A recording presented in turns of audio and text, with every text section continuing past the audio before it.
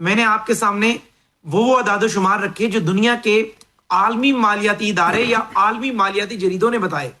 یعنی پہلی بات تو یہ کہ 2022 میں آپ کو یاد ہوگا کہ اپریل میں عدم اعتماد کامیاب ہوئی، یعنی مارچ سے شروع ہوئی.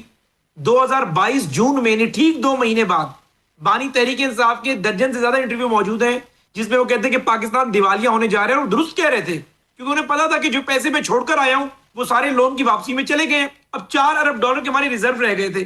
آئی ایم ایف آپ سے ناراض ہوا. آئی ایم ایف کیا کہتا تھا کہ پیٹرولیم مصنوعاتی قیمتیں 225 مقرر کریں، جو آپ نے ہم سے ایگریمنٹ کیا ہوا تھا. 225 تب کر رہے تھے جب آپ کا جو $60 فی بیرل قیمت تھی پیٹرولیم مصنوعات کی اور آپ کا ڈالر 175 پہ کھڑا ہوا تھا. یہ بھی آپ کو علم ہے کہ 2 مہینے کے عدم اعتماد کے بعد ڈالر جو ہے وہ 325 روپے پہ چلا گیا تھا.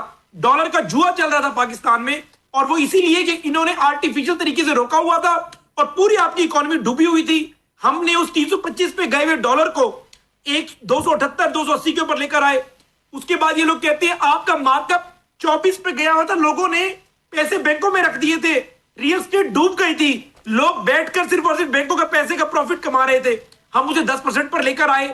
اس کے علاوہ صاحب ایک تو ہے میری درخواست یہ ہوگی مجھے بھی نہ روکے، ہم نے آج ریزروز $21 بلین پہ پہنچائے ہیں.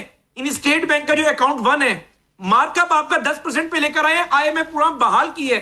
یہ تو بدقسمتی ہوئی کہ جنگ آ گئی اور یہ 200 سوا 200 قیمتیں اوپر چلی گئی پیٹرولیم مصنوعات کی. گراؤنڈ پہ بتائیے نا مظفر رحمان صاحب، گراؤنڈ پہ بتائیے کون سا سیکٹر 2022 کے مقابلے میں آج گرو کر رہا ہے. چلیے یہ اعداد و شمار ڈاکومنٹس ان کو چھوڑ دیں، اب گراؤنڈ پر اسی پہ آ رہا ہوں. جی بیسیکلی ہم میکرو انڈیکیٹر ٹھیک کر فارغ ہوئے کہ ہمیں مائکرو انڈیکیٹرز پر جانا ہے، اشیاء خوردونوش کی قیمتیں، ادویات یا باقی چیزیں.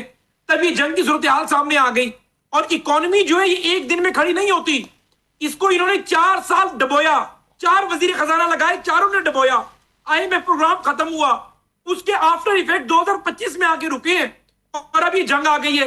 اکانومی جب جنرل مشرف کے دور میں ڈوبی تھی، پیپلز پارٹی 8 میں آئی، 13 میں ہم نے محنت کی، 17 میں جا کے اکانومی سٹیبل ہوئی تھی.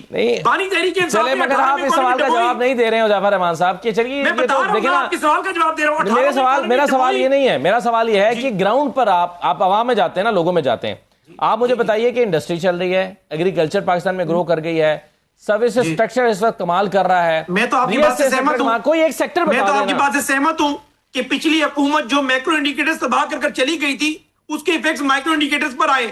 پچھلے 4 سالوں میں ہم نے میکرو انڈیکیٹرز ٹھیک کیے ہیں.